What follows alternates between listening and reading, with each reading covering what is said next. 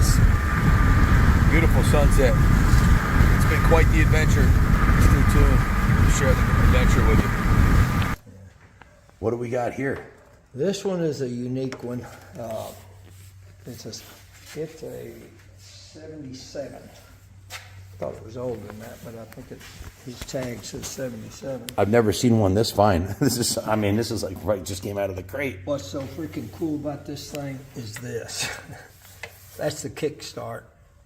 Now it's the shit. That is incredible. Unbelievable. My brother and I searched over this whole bike. I finally called the doctor and said, "Doctor, how do you start this thing?" It's missing the Kickstarter. Yeah. What's funny is he tore the motor all apart, and when it come back from chroming, he thought, "Where's this Kickstarter?" himself, and he said, "Oh, you idiot! You took it apart. It's right here." So one more time. Yeah, you just push that in, raise it up, and it's a Kickstarter. Talk about some cool engineering, huh? And when you go down, it pops back out and becomes a shifter.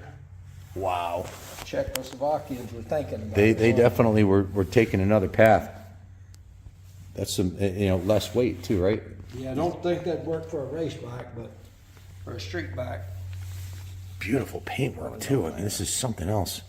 This right here is actually not a decal. That's indented into the aluminum. I don't know if I described that properly, but these are actually, I don't know how it must be in part of a mold, but it's stamped.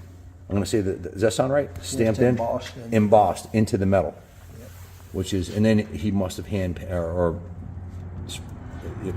then sprayed it. And then I don't know, I've seen some of it. Wow. I've seen the ones that I've seen of these that were like totally rusted disasters. Yeah. I've never seen one restored like this with 2 miles on it. Even got the chain guards that wrap all the way around the chain, enclose the whole chain. Keep the mud and dirt out. Yeah. I wonder if it's bathed in oil too. Probably, huh?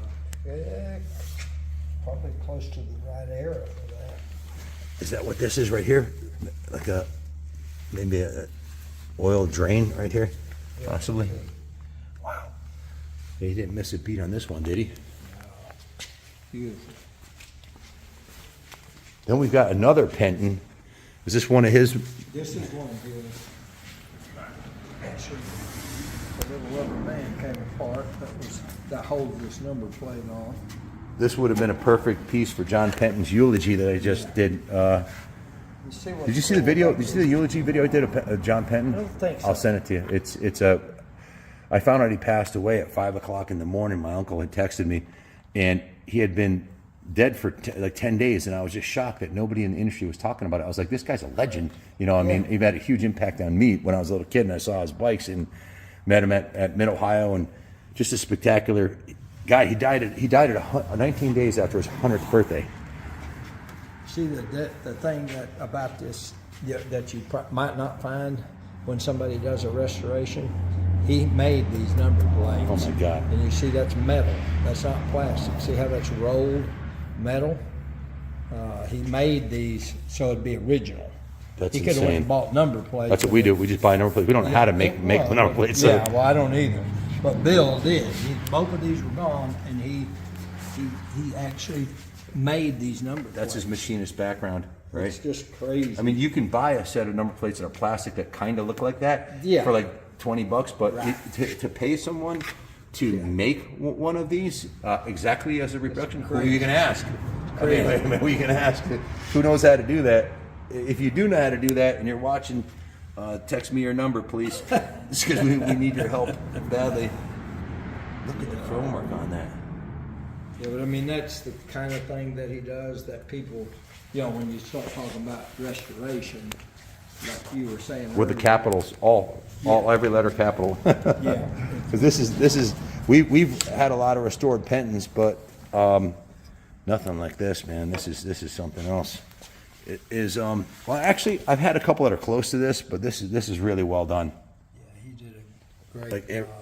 every just unbelievable. Okay, here's another hallmark of his restorations. Come on, you know, most people sandblast them and paint them silver and move on. Next, yeah, you know, I mean, you said it out, chromed it. Wow.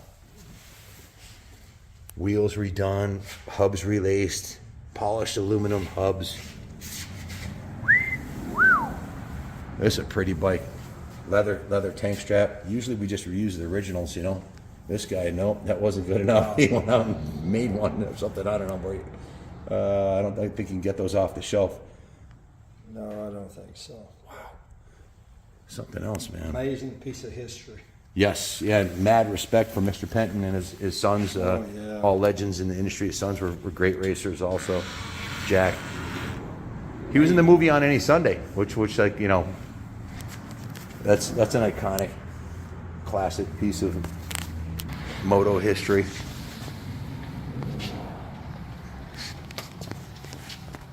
Yeah, look at even the brake pedals, chromed. Wow. Well, we got another Arma special over here. Yeah, this one is the Is this an 80? 1980? 80. I'm gonna say it's 81 or 82 or something. Maybe it's an 80. Did you race this one or ride this one? No, I fixed this one up for my brother. He raced. He never really raced it. New tires, new rims. Not a restoration, but It was built to ride. It'd be a great bike for somebody that's wanting to do the Arma. Brand new wheel sets on there. Yep, these things haul ass too. Yeah. I've had a bunch of these. I've had some really ones that were restored like to the level that Bill does them too. Yeah, this one, I'm sure this one needs a little fixing up on it, but turns over, it's not stuck, motor's good. It's all there, man. Nice bars on it. Plastics are all good, serviceable. Yeah, this is just to clean it up, tune it up, and send it to the track, man. Yep. You're out there riding, man. That's what they're made for. Another cool classic piece of Honda history reincarnated here in the Monkey bike, which the original Monkey was substantially smaller than this. I believe it was, weren't they 50s, the original Monkeys? Yeah. This is a 125, same engine as a Grom, same engine as I have my Cub. This thing will do 65 miles an hour with a pipe on it. Ask me how I know. And they're bulletproof. They run forever, and they look cool.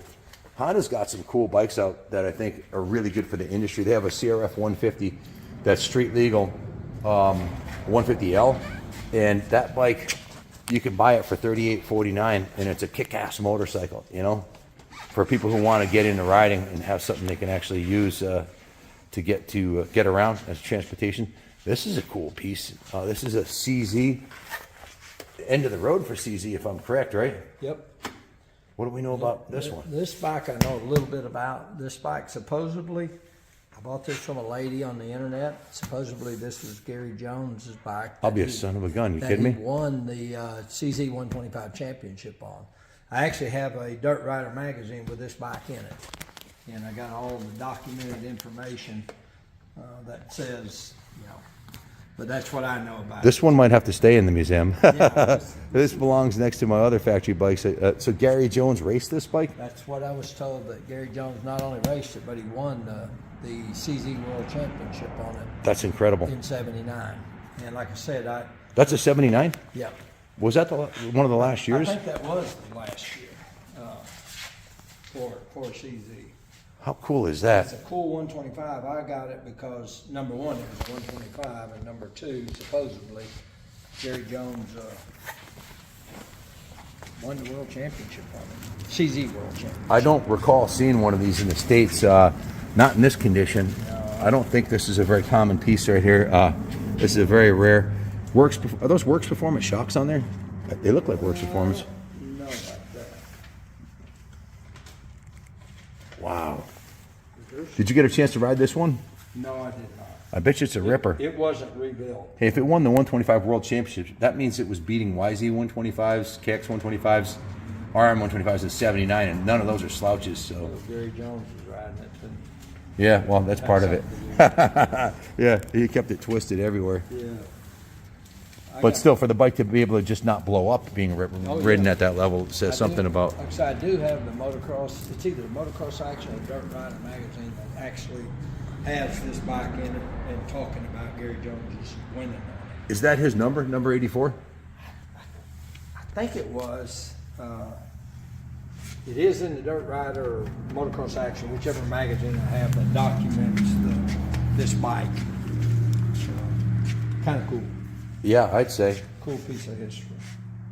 Very cool piece of And I motor bought it history. from a lady, so I don't know what that meant. I don't know How she ended up with it, you know? Yeah, I'm not going to get into that side of it. Huh. Look at how the number plates wrap around the shock. Yeah, That's just cool. that is really cool. Classic And motor. it's all, you know, the pipes straight, everything looks really good on the bike. It looks like brand new, is what it looks like to me. Like it just came out of the crate. We didn't restore that or nothing like that. So somebody did, and they did a beautiful job. I'll show you a couple of cool looks. What's that? Look at that, huh? Is that NOS? No, it's not, but it's like brand new. It looks brand new.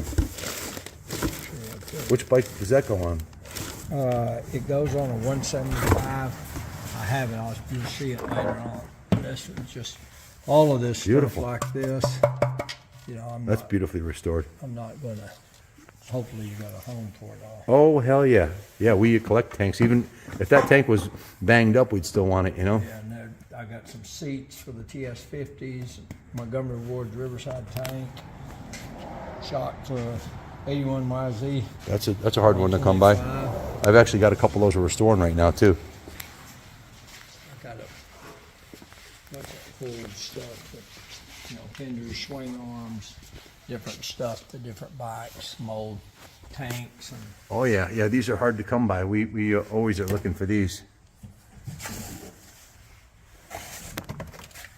a bunch of old stuff, pipes for different bikes. That's the biggest challenge for restoring vintage bikes is finding the parts. Yeah.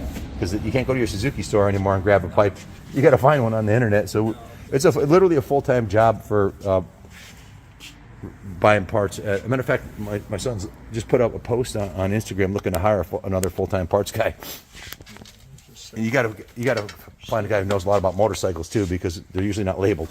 No, that's part of it. But you can see, I mean, some of these crates are full of pipes and different stuff that. This looks like an RM125 seat right here, maybe. I don't know what all we've got, but you know, obviously I'm gonna clean it out. There's a Yamaha seat or something. Looks like an early MX, Could be 70s. some of the tanks. That's the TS tank. Like Yep, that 50 yep. over Those are hard to come by. These are all dented and smashed. Next up is another Arma race weapon with the gold XL rims on it, polished forks. This one was restored by that same guy, Stearns. Yep. I never raced it. Did he? It doesn't look like he ever raced it either. No, he didn't. He restored it and I bought it. Wow. It's a 74 also. Good year. Nice pipe. I don't know whose pipe this is, but it looks well done. It may be that Circle. Circle K, yeah. Is that what it is? That guy used to make a lot of pipes for all the vintage guys. Wow. We have a meeting once or twice a month with the they call them old motorcycle guys. Yep. If you ever seen it on Facebook, one of the guys that comes down there is John Banky. Oh The yeah. guy that made the Banky pipes. Yep. He comes to our meeting. Really, I love talking to the guy because you know he talks about all of the old stuff and, Yep. and how they got started making Banky pipes. Yep. And you know that was a big name back in the day. Heck yeah. So that old guy's still hanging out and comes down to our meeting. It's a lot of history in that guy. I listened to him talk about how they got started. We've got a group called Old Men That Used to Race on Facebook that my buddy Jim Boshin put together, and now there's thousands of people on it, and it's a pretty cool site to go on if you want to see a lot of moto history. Old Men That Used to Race on Facebook. You guys listening, go ahead and subscribe. Tell Jimbo Ken sent you. Then we have a couple of groups of mostly vet riders that meet, rent out the whole track for the day. Yeah, and that's they cool. cap it at 80 riders because they don't want to be out there with 400 15-year-olds that are going to land on their Jumping head. So, yeah, that's called the Moto Bro Crew. My buddy Phil set that up. Moto Bro Crew. Check it out. Check them out online on Instagram. It's a lot of fun. You get to go to a national track, and when there's 80 old dudes, well, after about 3 motos, it's down to like 15. So you can be out there. You have the whole track to yourself, because usually 2 20-minute motos, and most of them are tired. Most of us are tired. This is another probably unrivaled example of a restored Rockford, which I didn't even know until today. That's the cool thing about this industry. I've been in it forever. I learn something every day. I didn't know that Rockford was owned by Bridgestone. Yeah. I knew Bridgestone motorcycles. Why do you know why they had a Bridgestone and a Taco? Why they had 2 brands? Bridgestone and a Rockford. I'm not sure if that was just their, Bridgestone itself made a lot well, they made a lot, mostly all street bikes, which these are too, but they were more of the enduro type. That's just what I've been told. Okay, so Bridgestone would have been their street version, and Taco was their off-road? I guess they're dual sport kind of, but I'm not positive to that. That's just what I've been told. The Rockford. Oh wait, Rockford is a brand, and Taka is the model. Yeah, exactly. Okay. Exactly. And there was 3 models. There's a Tora, a Taka. Yep. There was a Bravo, a Chibi, and a Taka. To my knowledge, that's the only 3 they made. Bravo, Chibi, and Taka. Yep. And what about the Tora? This is the Toro. The Toro. Toro. I said Okay. Bravo. Okay. Toro. Toro. Okay. Toro and the Chibi. Did he restore these original shocks? Yeah, looks like he re-chromed the original shocks. And he might have. I've never heard of anybody doing that, to be honest with you. Yeah. Usually they buy repops, and put them on there. Right. This guy's something else, man. He puts everything back He's not messing around. original. The guy in my neighborhood had one of these, and I thought it was just the coolest bike. Maybe because it was orange and white. Yeah, the colors are killer. But Who did these custom plates for you? I see you got a lot of them on the bikes. He did those. Bill does that too? Yeah. He's a one-stop shop, huh? Yeah. Unbelievable. He did that. I'd love to interview him someday for the channel. It's pretty cool. Yeah, he'd be a great interview for your channel. Wow. You Just could probably remarkable. You could probably just buy Bill a new up-to-date video camera. That would be a big step. Yeah, that's all he needs, man. He's still using the old VHR one, right? Yeah, I don't know how he converts that over, but God bless him. I love it. Is this one an 80? This is an 80. 80, and that's a 125? 100. 100. Yep. And the engines, are these similar to the Hodaka? They're more closer to the Kawasaki with the rotary. Okay. Like this has a rotary valve on it. I think, yeah, all 3 of them do. Wow. Have a rotary valve motor on them. And I think they got a shifting fork system, so the shifting system is not like Hodaka.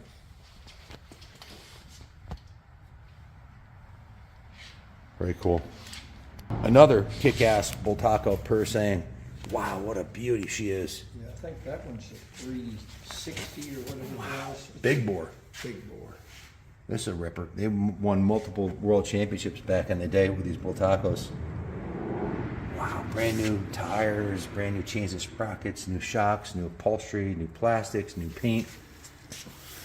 Is this another bill or? No, that one I think was done by John Doskus in a local guy. You got some talented guys down here in Texas, huh?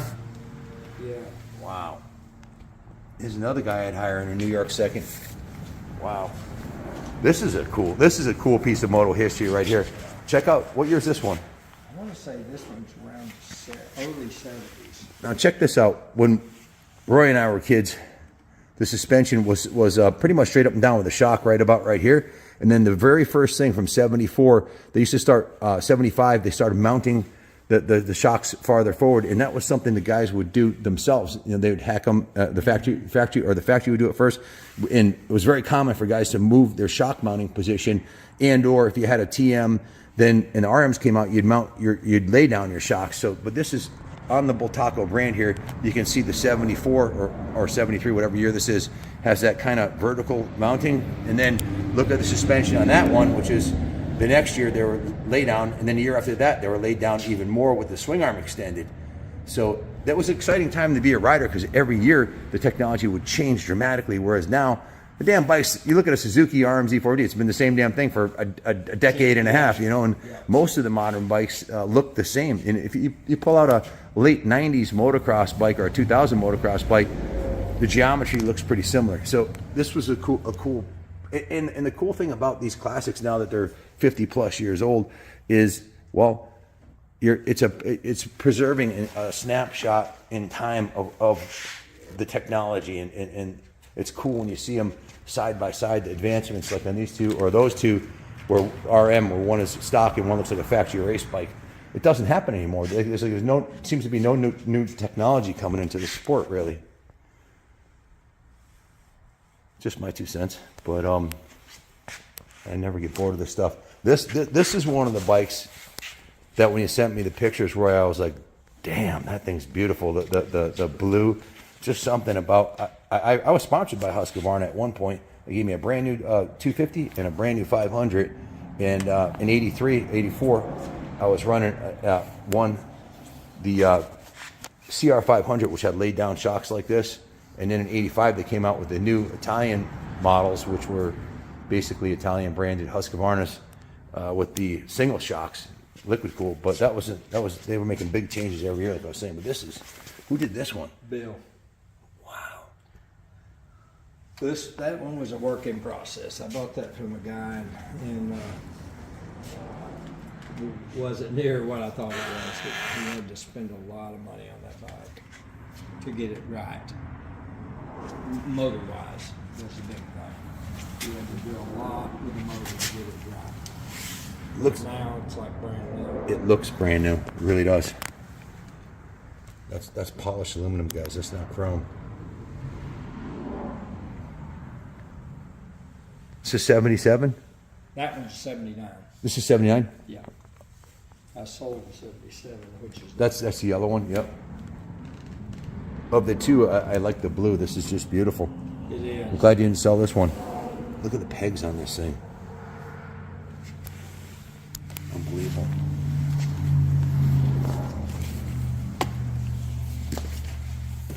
Have you run this one after you restored it? Never even had fuel in the tank. I don't know what this is.